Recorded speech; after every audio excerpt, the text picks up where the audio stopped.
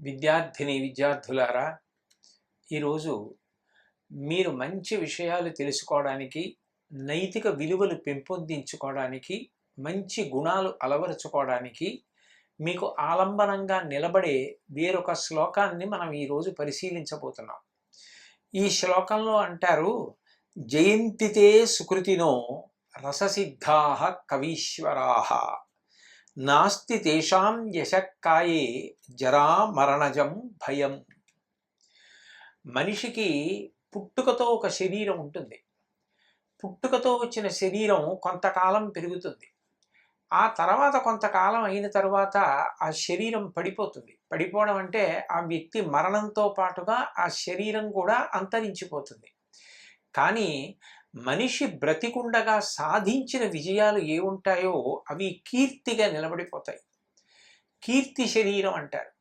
సాధారణంగా శరీరంతో మనం మాట మాట్లాడతాం. శరీరం వెళ్ళిపోయిన తర్వాత ఇక ఆ మాట వినపడడం ఉన్న విషయం ఉండదు. కానీ కొందరు మహానుభావులు ఉంటారు. వాళ్ళు గొప్ప గొప్ప గ్రంథాలు రచన చేస్తారు. అట్లాగే గొప్ప గొప్ప కీర్తనలు పాడతారు. అట్లా వాళ్ళు పాడిన కీర్తనలు ఏమున్నాయో అవి పరంపరాగతంగా వాళ్ళ శిష్యులు అలా పాడుతూనే ఉంటారు. గొప్ప గొప్ప గ్రంథాలు ఏమున్నాయో వాటిని రచించిన వారు రచించి ఇతరులకు వినిపించినప్పుడు ఎట్లా వాళ్ళందరూ విన్నవాళ్ళు సంతోషించారో అట్లాగే ఇప్పటికీ ఆ గ్రంథాలని చదువుకుంటున్న వాళ్ళందరూ కూడా అట్లాగే సంతోషిస్తూ ఉంటారు. అందులో ఉన్న విషయాల్ని తెలుసుకొని జీవితాల్ని దిద్దుకుంటూ ఉంటారు. మీరు చూడండి, ఎందరో మహానుభావులు ఉన్నారు. వారు ఎన్నో గొప్ప గొప్ప కీర్తనలు చేశారు. అందులో త్యాగరాజస్వామి వారు, ముత్తుస్వామి దీక్షితారు వారు, శ్యామశాస్త్రి గారు, అన్నమాచార్యుల వారు, అట్లాగే రామదాసు గారు, స్వాతి తిరునాళ్ గారు, జయదేవుడు వంటి మహానుభావులు, బాలమురళీకృష్ణ గారు, నారాయణ తీర్థులు, నేను కొన్ని పేర్లు మాత్రమే చెప్పాను. ఇట్లా మనకి అజరామరమైనటువంటి కీర్తనలు అందించిన వారు ఎందరో ఉన్నారు. గొప్ప గొప్ప రాగాలలో వాళ్ళు ఆ కీర్తనలు రచన చేశారు. ఈ కీర్తనలకున్న గొప్పతనం ఏమిటంటే ఇది సంప్రదాయ సిద్ధంగా వస్తున్నటువంటి సంగీతాన్ని అనుసరించి ఉండడం. రెండు, ఆ సంగీతానికి ఉన్న గొప్పతనం ఏమిటంటే అసలు ఆ పాట వినపడగానే పశుర్వేత్తి శిశుర్వేత్తిర్వేత్తిగాన రసంఫణి అని, శిశువుల దగ్గర నుంచి పాముల వరకు కూడా ప్రశాంతతను పొందుతాయి. అంత శాంతిని ఇవ్వగలిగినది ఏది అంటే సంగీతం ఒక్కటే. అంత గొప్ప సంగీతం వినడం చేత మనసు ప్రశాంతత పొందుతుంది. ప్రశాంతత పొందిన మనసు మంచి ఆలోచనలు చేస్తుంది. మంచి ఆలోచనలు వచ్చినవాడు మంచి పనులు చేస్తాడు. మంచి పనులు చేసినవాడు కీర్తివంతుడవుతాడు. అంటే ఇంత ప్రశాంతతనివ్వడానికి కారణమైనది సంగీతం. సంగీతం కేవలం సంగీతం కాదు, సంగీతము సాహిత్యము రెండూ కలిసే ఉంటాయి. పాట అన్న తర్వాత దానికి పల్లవి ఉంటుంది, చరణం ఉంటుంది, అట్లాగే ముగింపు ఉంటుంది. ఇందులో ఈ పాట విన్నప్పుడు అందులో ప్రతిపాదింపబడిన సాహిత్యం ఏదైతే ఉందో, ఏ విషయం గురించి ఆ పాటలో మాట్లాడుతున్నారో అది వింటున్నప్పుడు మనకి ఎన్నో కొత్త విషయాలు తెలుస్తాయి. కారణం, ఆ కీర్తనలు రచించిన మహానుభావులు ఎవరున్నారో వాళ్ళందరూ కూడా అనేక గ్రంథములను పరిశీలన చేసిన వారు. త్యాగరాజస్వామి వారు చేసిన కీర్తనలు మీరు వింటే ఆయనకి రామాయణాది కావ్యాలతో పాటుగా ఇతర విషయాలలో కూడా ఎంత పరిచయం ఉందో అర్థమవుతుంది.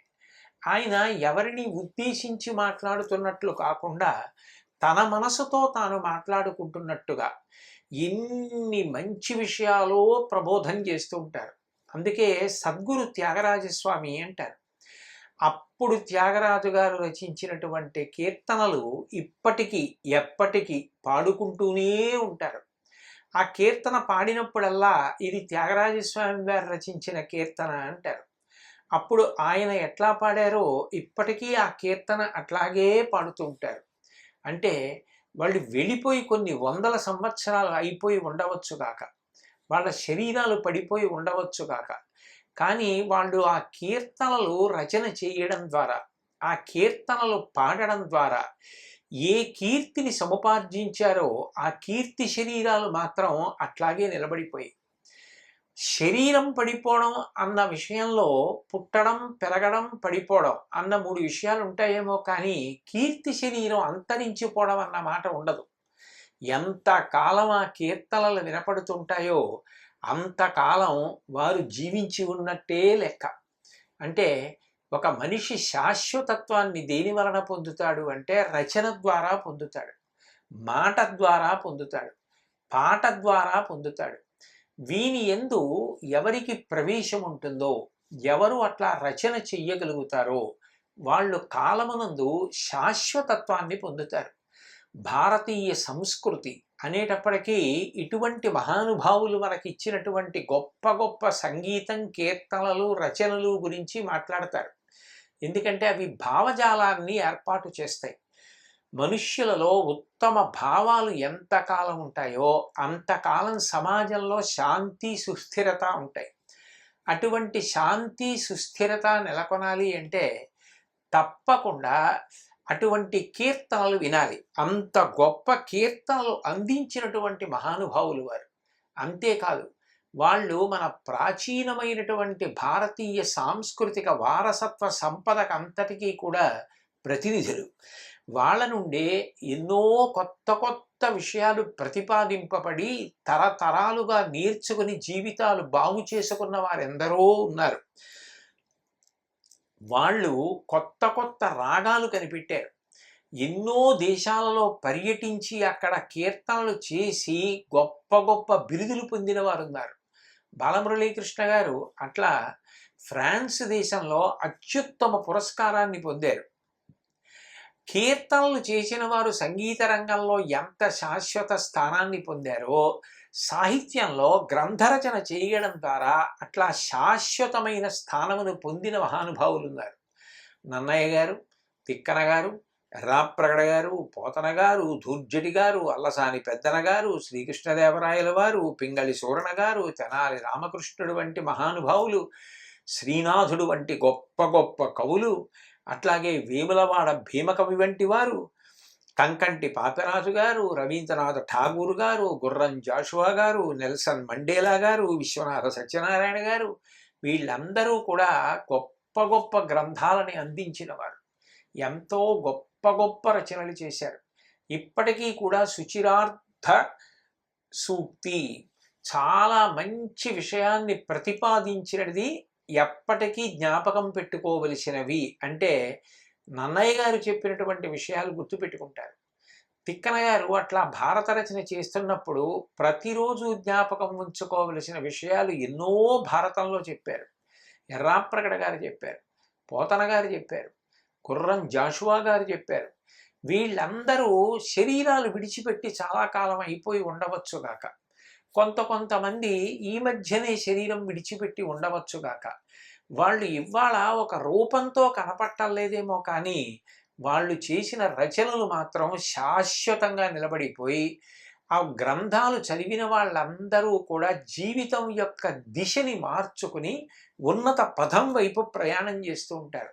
అట్లాగే మనకి ఆంగ్ల భాషలో William Shakespeare, Milton, Shelley, Keats, Charles Dickens, Nelson Mandela ఇట్లాంటి వాళ్ళు రచించినటువంటి గ్రంథాలు, నేను ఏవో కొన్ని పేర్లు చెప్తున్నాను.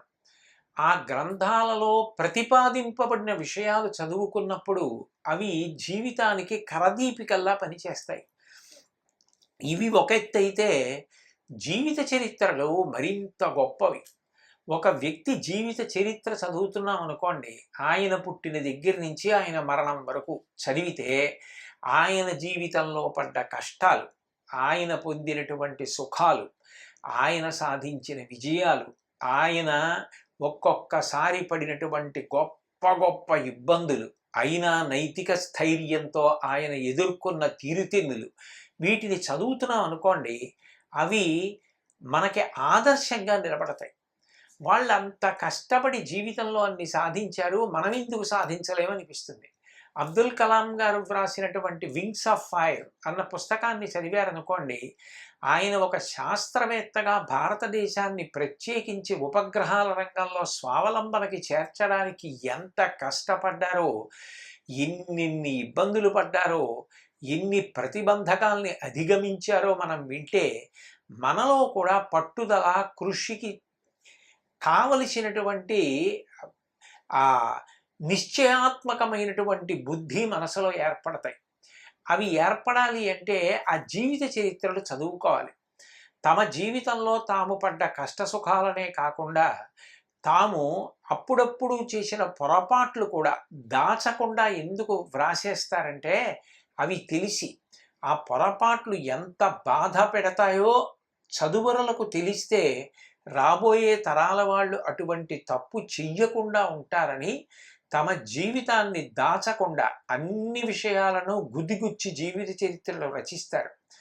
ఒకవేళ మహాపురుషులైన వారు తాము రచించుకోకపోయినా వాళ్ళ జీవితాలు సమాజానికి ఆదర్శప్రాయం కాబట్టి వేరొకరు తమకు తెలుసున్నంత వరకు వాళ్ళ జీవిత వృత్తాంతాన్ని అంతటినీ కూడా రాస్తారు. తనకు తానే తన జీవిత చరిత్ర వ్రాసుకుంటే స్వీయ చరిత్ర అంటారు.